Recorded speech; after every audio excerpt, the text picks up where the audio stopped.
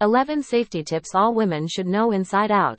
You could be walking down the street, ordering food to your home, or getting into your car when, before you know it, a stranger is getting too friendly. Of course, not everyone has bad intentions, but it's important to know what to do when your instincts tell you something is wrong. Sometimes, it's best to lie or double-check their identity to keep yourself safe. Here are some top tips for thinking on your feet when you're feeling uncomfortable or threatened. Number 1. Say you live close to Walmart. Just because they share their personal information with you doesn't mean that you have to. If you find yourself in a position where you don't want to say where you live, you can say that you live near something there are many of. This could be Walmart, a hotel chain, or a gas station, as there are likely to be several in the area. You can change it to anything that works for you. Number 2. Say that your car is borrowed. If someone approaches you and seems interested in your car, then they may be trying to get private information out of you. They may ask if the car is yours, meaning that they could follow you in the future with your number plate, car color, and type. You can tell them that it's a rental or borrowed. This way, they probably won't take the car details and leave you alone. Number 3. Tell the repairman you live with people. If you feel that the repairman is asking too many private questions, pretending that you don't live alone can help. Let him know that you're not alone in the house or that you're expecting people soon. This will mean that he knows that you'll be with people if he tries to come back again later. It's also important to remember that you can always check their ID and call the company they work for to check that they actually sent them. Number 4. Always say you're with or waiting for friends.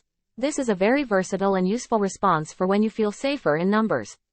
For instance, if you're sitting alone in a public space, pretend that you're waiting for your friends. If you're traveling alone, you can say that your friends are in the back, front row of the bus, train, or airplane. Even when getting a taxi, you can say that you're on your way to meet friends or family if you feel it's necessary. This will alert the driver that people are expecting and waiting for you. Number 5. Cover your work or school ID on public transport. It can be a good idea not to wear your ID on public transport because there's a lot of information on them. Someone can probably learn your name, your place of work, and the company or school you're a part of from your ID badge alone. Take it off completely or hide it under your sweater if there's no obvious information printed onto the ribbon. Number 6. Use your car alarm as a personal alarm. This can be a handy trick to bring attention to yourself if you need to. For instance, if you're passing through a dark and empty parking lot and someone is hanging around your car, you can manually set off your alarm from your car keys. This will most likely startle the person because of the attention the noise may bring.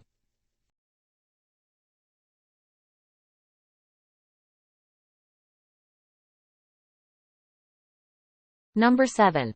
Stand between the elevator control panel and the door. This means that you can easily get out of the elevator when you need to, giving you the power to leave if you feel uncomfortable. If someone you don't want to share the elevator with enters, then you can press the button to get off at the next floor and leave. This can prevent you from getting into any uncomfortable situations when riding the elevator. Number 8. Hang bells on your hotel doorknob. When staying in places like a hotel or dormitory, you can hang a safety alarm from the inside of your door on the handle. If you don't have one on hand, you can use something else that will alert you, like bells or an ironing board. They will let you know if anyone is opening the door, as the alarm will ring or the ironing board will fall to the ground. Number 9. Give a man's name when placing a food delivery order. When unknown people come to your home, it can be important to make sure you do things safely, whether it's a food delivery person or a handyman.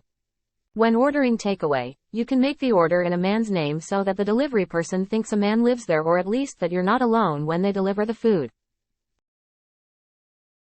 Number 10. Lie about your work schedule.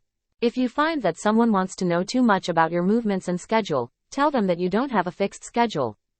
For example, someone may be asking when exactly you work or even where you work.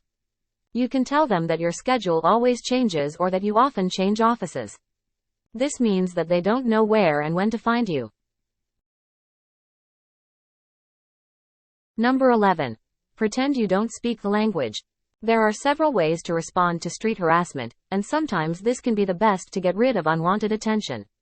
At times, it's easiest not to engage with them at all, which is when you act confused and like you don't understand a word they're saying. Simply walk away, shrugging, saying a phrase or two in another language. What tactics do you use to stay